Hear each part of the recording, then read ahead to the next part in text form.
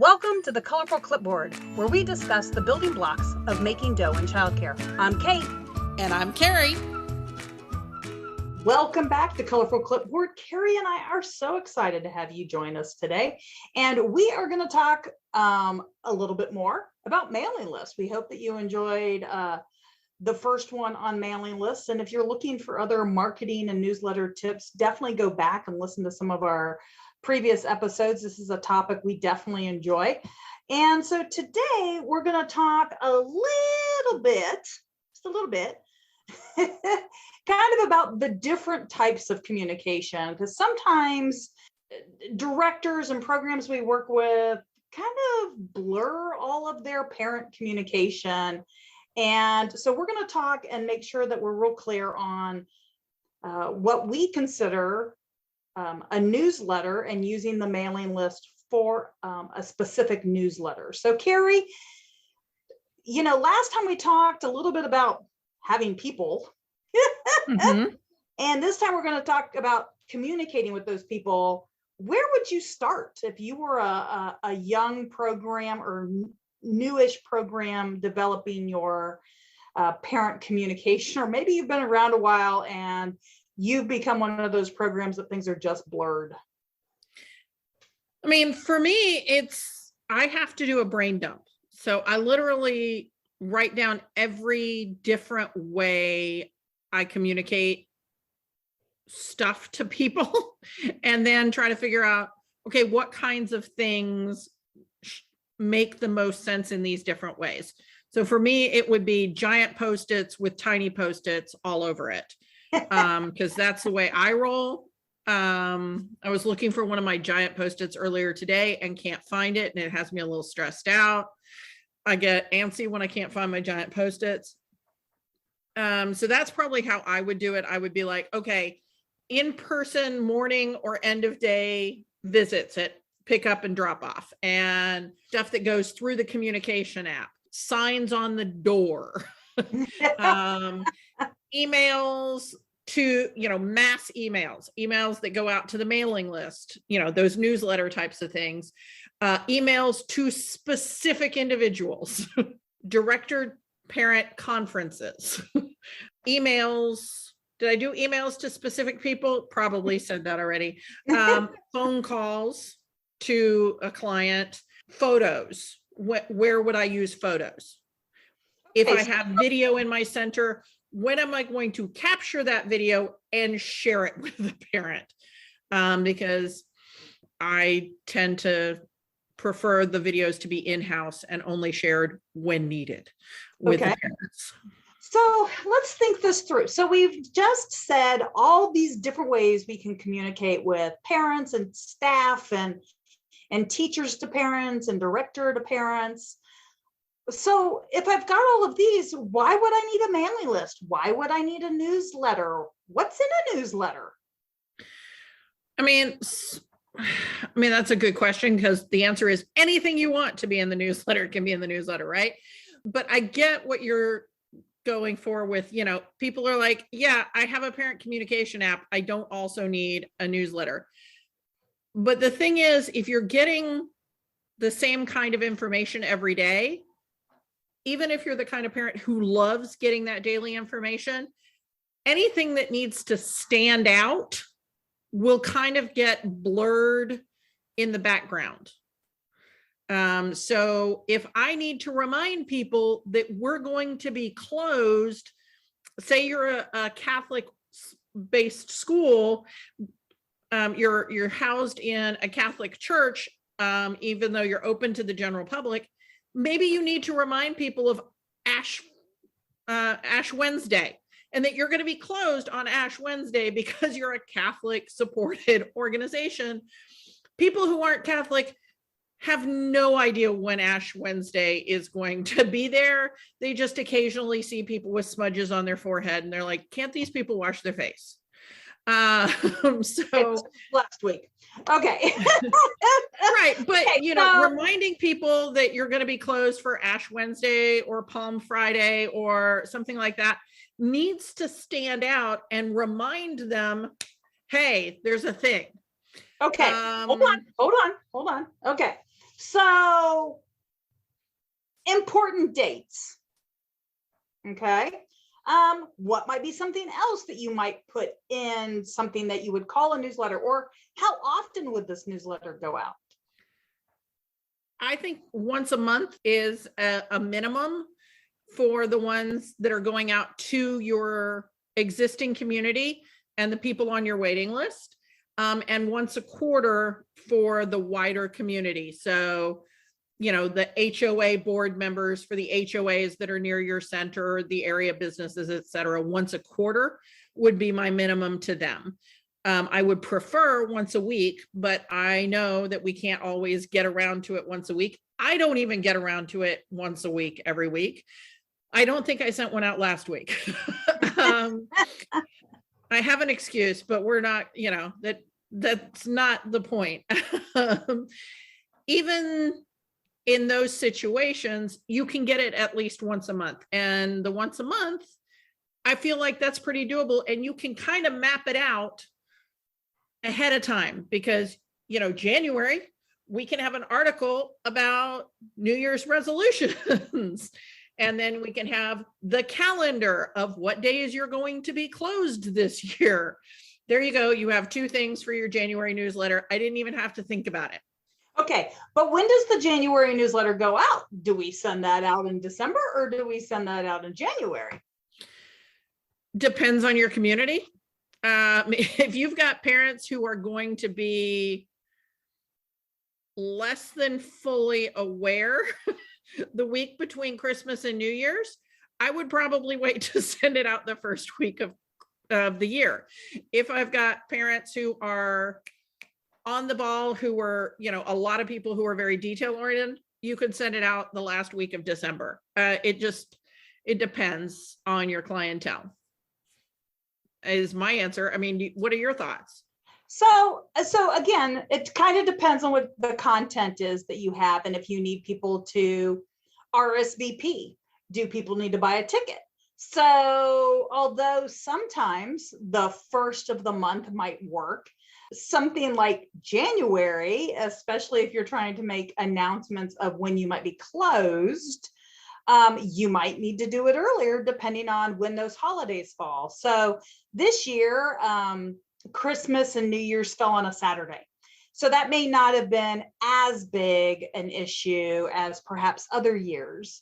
True. And, you know, depending on how your school does holidays, right? So are you on a school district schedule? Are you on a federal holiday schedule? We are based out of Texas and we live in Austin. Well, the city of Austin has holidays that don't appear anywhere else that are also contradictory to the school district holidays. So somebody gets to be the person who synthesizes all those little calendars to figure out what works best for your program. So if you're in a large metro, spring break may be 3 different weeks for 3 different school districts. Yeah. And that's a lot of fun. That's a lot of fun. Yep. Yeah. Waco, Houston, Dallas, San Antonio are cities and regions across the state that their colleges and school districts don't necessarily correlate, where in Austin, for the most part, everybody is the same week. You do have some outliers, but for the most part, even their university. I mean, in Austin, the reason for that is because there's a big festival and people want to get the heck out of Dodge. Well, there's actually a couple in that, you know, sometimes you got the rodeo as well as South by Southwest. So, so there's people who want to get out of Dodge for spring break. And so they try to do it all together. But so for me, it's going to depend on the center as to whether I'm going to do it the week before or the first week of the month. And again, that gives me a little bit of leeway if I had a little bit of a brain fart the last week of a month. Okay, I can get it done next week, which I need if I'm the one creating the newsletter. If I've got an administrator who's doing that for me, that's great. They just tell me when they need content. I write it, they make it pretty, and they send it out. That is my preference. Okay, so let's talk real quick about that whole delegating component, because a lot of times this is an item that you and I often use as an example when we're doing how to delegate workshops, right? And so this particular specifically to newsletters, we often say delegate to a staff person that you have on staff. So one really way to make delegating this helpful is exactly what Carrie talked about earlier, which is a calendar. And it is a calendar of production. It's a production calendar, right? So it's when do you need content? When are they going to get you a draft? And when is it going to the parents, right? So the one nice thing about that is that could be created in November for the following year. And it's beautiful, right? Like, because then everybody knows, right? Everybody knows. And it can have, this is a topic we're going to talk about in January. This is February, March, April. You know, what month are we going to talk about potty training? What month are we going to talk about school readiness? What month are, you know, so you just come up with 12 articles that they have to find or create over the year on these different topics. And again, we don't have to create the content. We can say from Child Magazine, they say this is what you need to know about biting. Well, and the beautiful thing with that is, you know, Pinterest is beautiful as well, right? So here's an opportunity where you don't even have to be a Pinterest fail, because literally you download it, you upload it, you insert the graphic. Like there's no baking of a cake that's supposed to look like something cute. I just do not successfully bake those cakes that look like ponds with fish. So I've been there, done that. I've done it. I've done a couple of my kids still talk about them and they're in their mid-20s and they're like, oh, the Barbie cake. And I'm like, you have such a bad memory. That was not cute. I didn't think it was cute. It was not cute. Okay. So before we squirrel off with that, because we know that we can, I just want to summarize so far what we've talked about. So we've talked about the fact that you have mailing lists, and your mailing list you're going to use for a variety of ways to communicate with anybody affiliated with your program. But today we're talking specifically about newsletters. And so most likely most programs are going to look at that as being a monthly kind of communication that goes out to parents, families, people on the waiting list, people on your waiting list, and people who are currently in your program. If you are listening to this when it comes out in March, if you don't already have your summer program completely booked, this might also be where you would send it out to previous clients over the next couple of months because of summer scheduling. Whew. Okay, so we've got that part. We've delegated the assignment. We talked a little bit about perhaps maybe a different type of quarterly publication that might go out to prospects or out to the community. So it sounds like calendars are really a big deal because we need to have an idea when things are happening, because sending out the newsletter about, you know, the spring toy egg hunt thing that you might do in the month of April, sending that out in the middle of April and each kid is supposed to bring 30 eggs, that might be a little too late. You talked about what your favorite thing is, Post-it notes and stuff. So if you've delegated this assignment, do they also get to do the calendar, or how much control do you give away? Well, I give it pretty significantly away when I give it away. I will give, this is the framework, and we work on that together so that I'm like, have in my list that, okay, we just talked about biting last month. It's on my chart. I know we just talked about biting. So when there's biting in a classroom, I can go, do you remember last month's newsletter? No, I never read that. Cool. Here's last month's newsletter. I want you to read this before we talk about the biting in your child's classroom. So working on the schedule together, and then you take it and run with it. But I have to have a check-in point.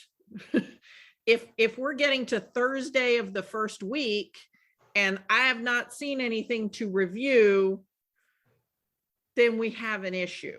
So I give it away, but there is a backstop of, okay, it hasn't happened yet. I can send it out if I have to write it and I write it over the weekend, it'll still get out before next Monday.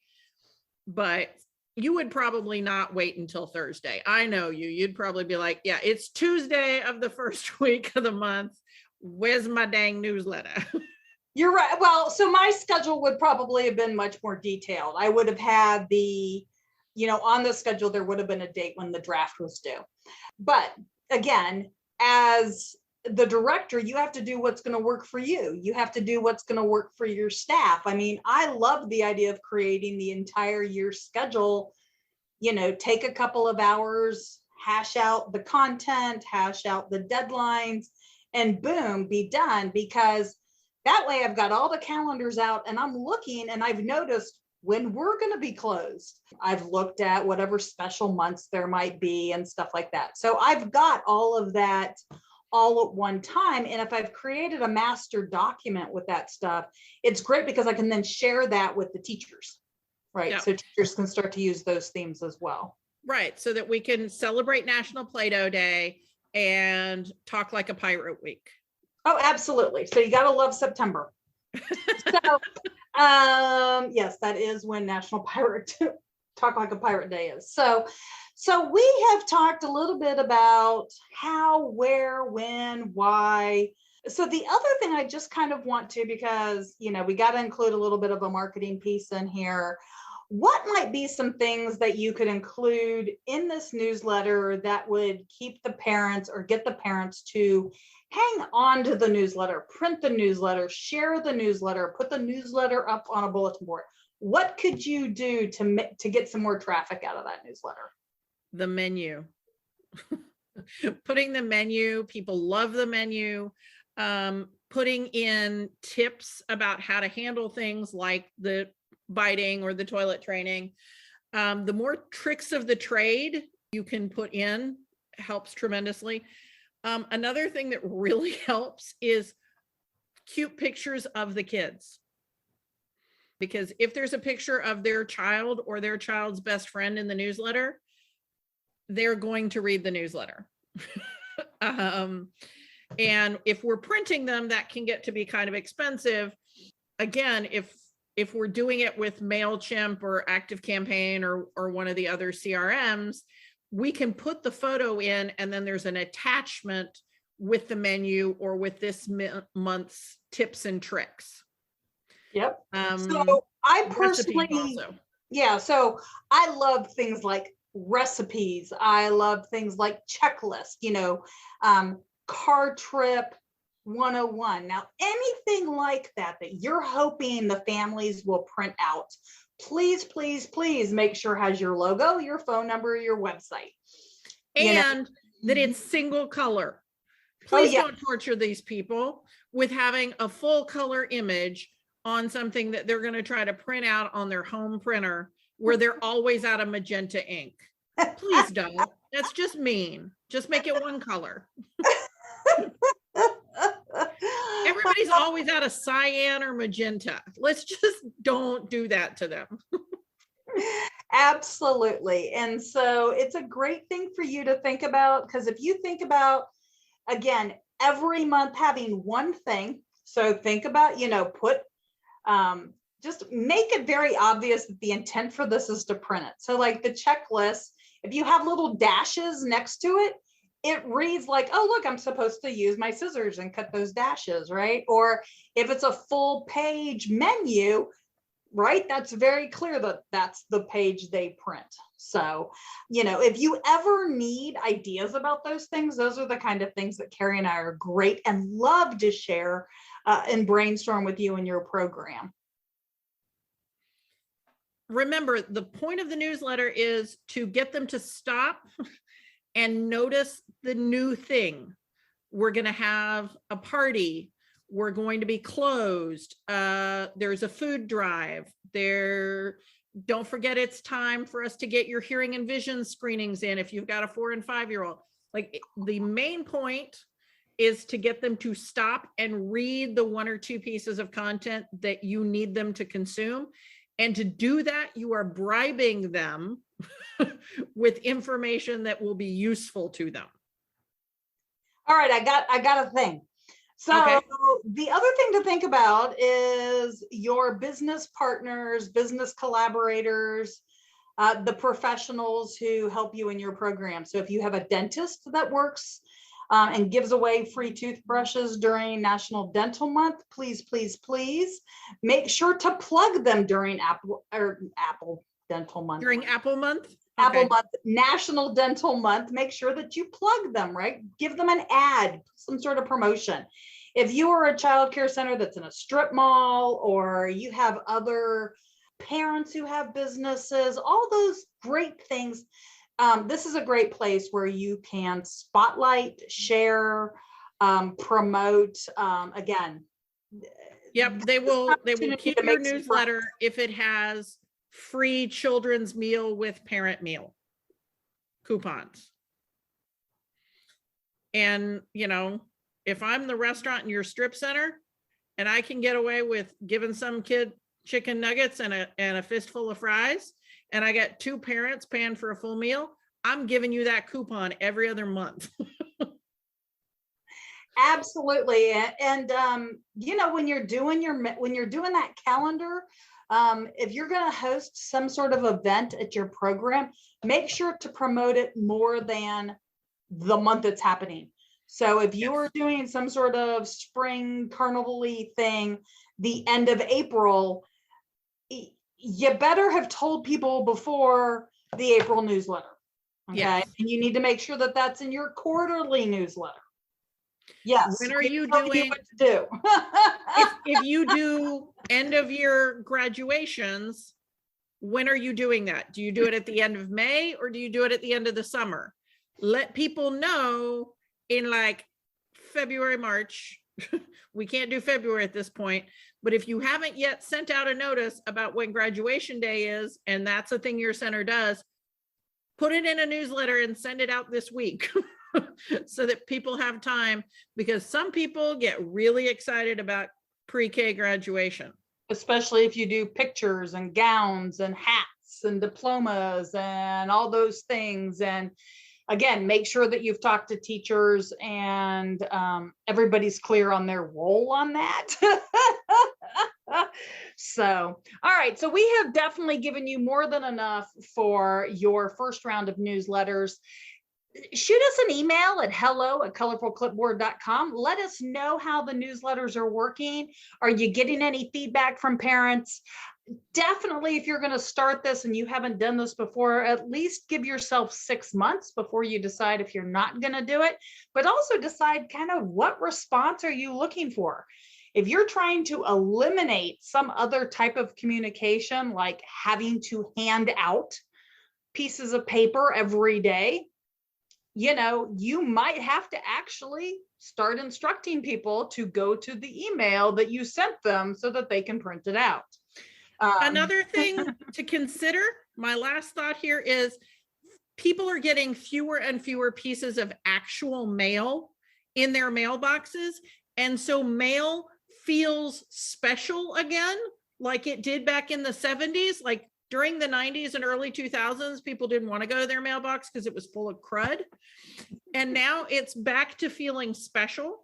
And so I'm going to suggest that you at least consider mailing the newsletter in an envelope to your parents, because right now, I think that would have a lot more traction than an email newsletter. This comes and goes. I've been in this industry for a while, and I'm just saying right now, I feel like a mailed newsletter, it is worth the, what are we talking, 75 cents per person every month to get more brand loyalty. It's a form of marketing. You're marketing to your existing clients and to your potential clients, and they get a lot of stuff in their email and they don't get a lot of stuff in their physical mailboxes. So that's my last little bit, my last hurrah into the newsletter.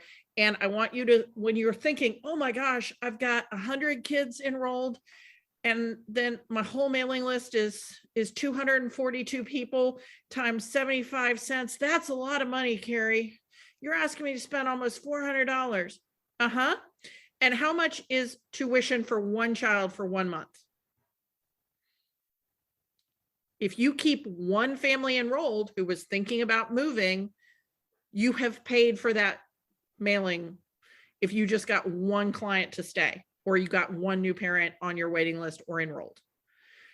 So yeah, it can be $400, but $400 is not as much as you think it is, because it's less than any child's tuition, except maybe your schoolers. It's worth spending the $400. And, I'm just going to do my plug. If you've gotten that dentist and you are working with that restaurant, you might be able to get them to chip in a quarter a piece. And then now it costs you a quarter. Okay. So for more very interesting, or you need more help, definitely reach out to us, Kate or Carrie at texasdirector.org, as well as reach us at hello@colorfulclipboard.com. We look forward to seeing you guys next week, or talking to you next week. I guess you don't really see us. Okay. Anyway, have an awesome week. Bye-bye. Thank you for listening to Colorful Clipboards. Connect with us on social media at Colorful Clipboard, or send us an email to hello@colorfulclipboards. Send us your voicemail with your own questions and stories. If you want to keep learning with us, visit Texas Director, where we continue to have seminars, licensing, programs, and more. This show has been made by me, Carrie Casey, and Kate Young, with assistance from Hallie Casey and Marie Young. If you learned something today, share the show.